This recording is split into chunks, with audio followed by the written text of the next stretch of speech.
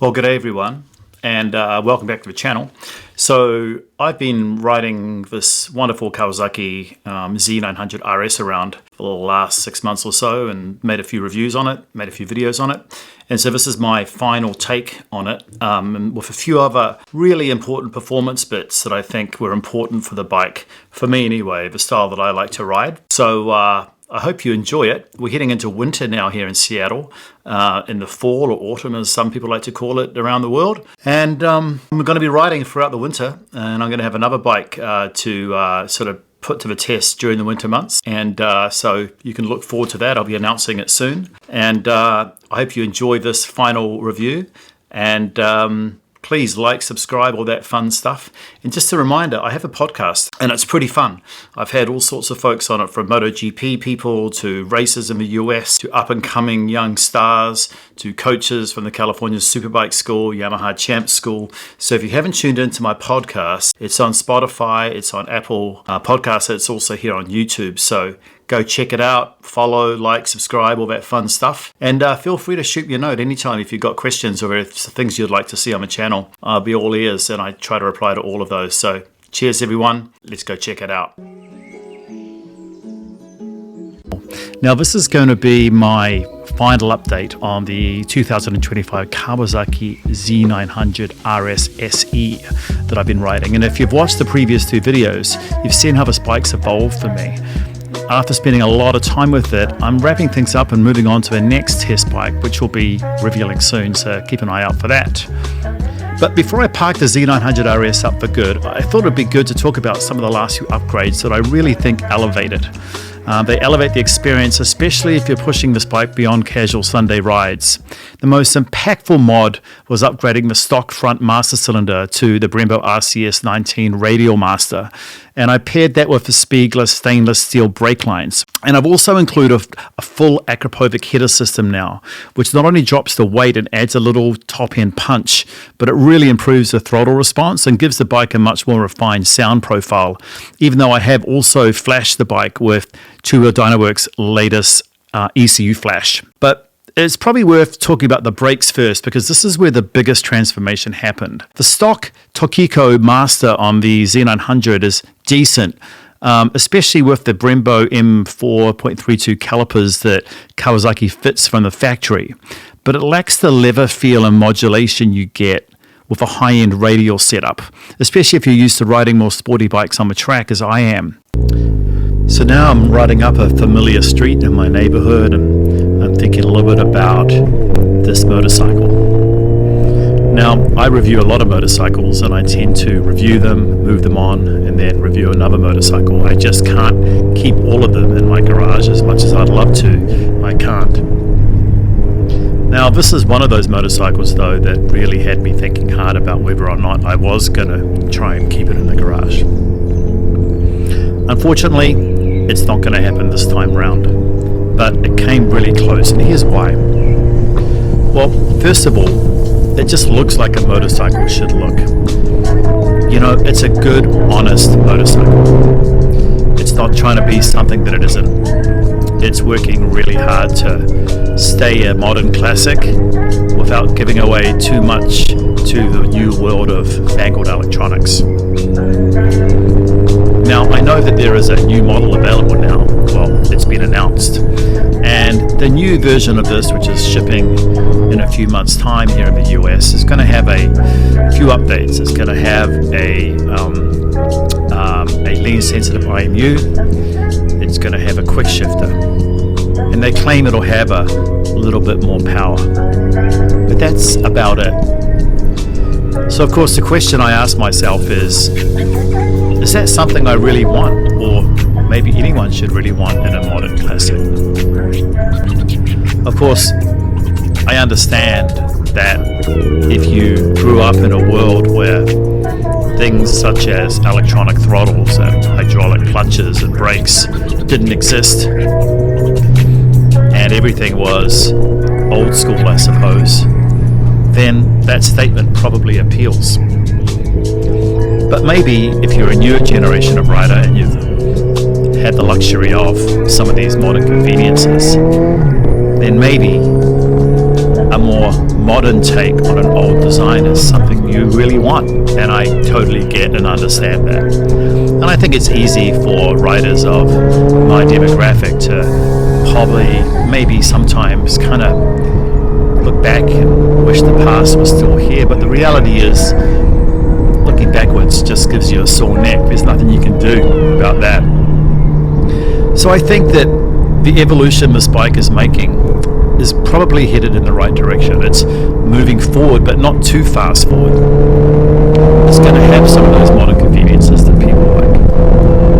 Personally, I like a good old-fashioned gear shift, and I really like a cable throttle and a more low-key set of electronics.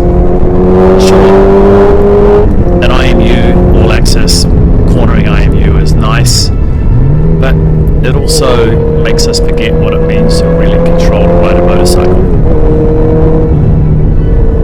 But whichever path you choose, I do think that for this current generation of bike, there are some changes you can make, and I talked a little bit about those in the intro. Let's start with the exhaust system that is on this bike now. And there's really no better way to do it than listen, so let's have a listen.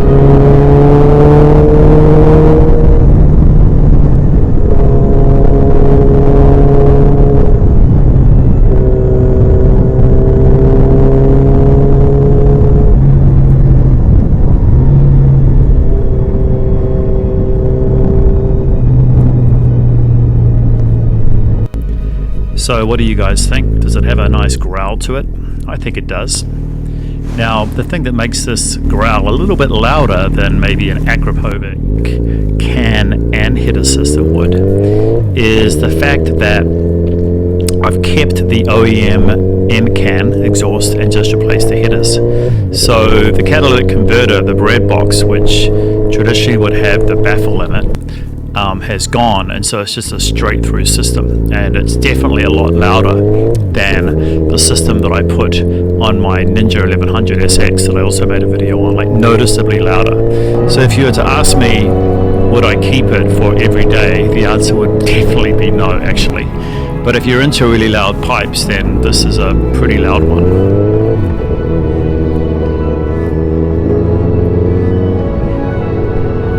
So I'm going to get a little bit technical now, because I think it's sort of important for everyone to understand what we've done here.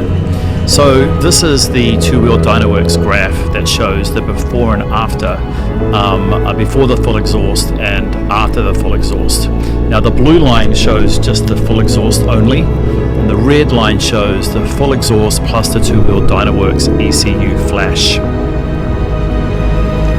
Now, both runs measure horsepower, that's the left axis, and torque, which is the right axis, across the engine speed range, or the RPM. And you know, the high level numbers that we're seeing here are pretty outstanding. First of all, with the full exhaust only, you're going to see a maximum power of around 95.3 horsepower and a maximum torque of around 64.9 pound-feet of torque. But with the full exhaust plus the ECU Flash from two-wheel DynoWorks, you're getting up to 109 horsepower and about close to 69.6 pound-feet of torque. That's roughly a 14.4 horsepower and a 4.6 pound-feet of torque improvement at peak output, which is significant for a naturally aspirated engine like this, a naturally aspirated 948 inline engine.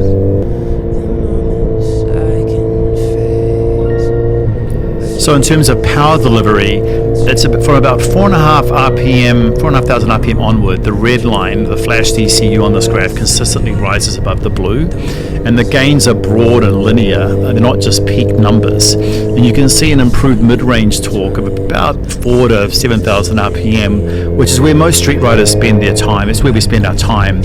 The upper RPM range, sort of 8,000 to 9,500, shows a clear lift in horsepower. And what the Flash does is it removes the stock throttle restrictions and optimizes fueling and ignition advance.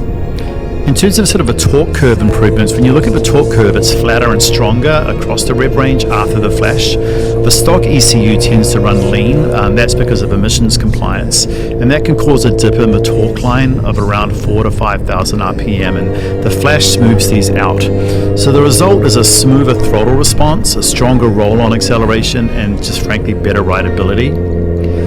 So why does this matter?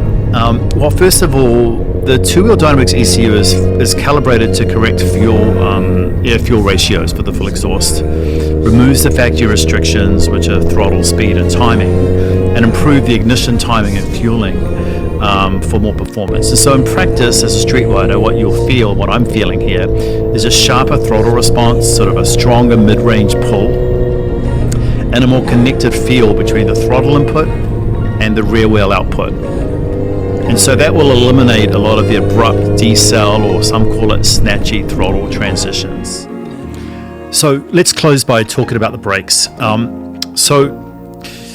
Because this is where I think the biggest transformation happened in terms of just the handling side. We talked about the exhaust and all of that, but the brakes lacked a little for me. And so I replaced the stock Tokico Master on this bike, which is okay, but with the Brembo M4.3 calipers, I felt like Kawasaki missed an opportunity to be a bit more aggressive with the Master Cylinder.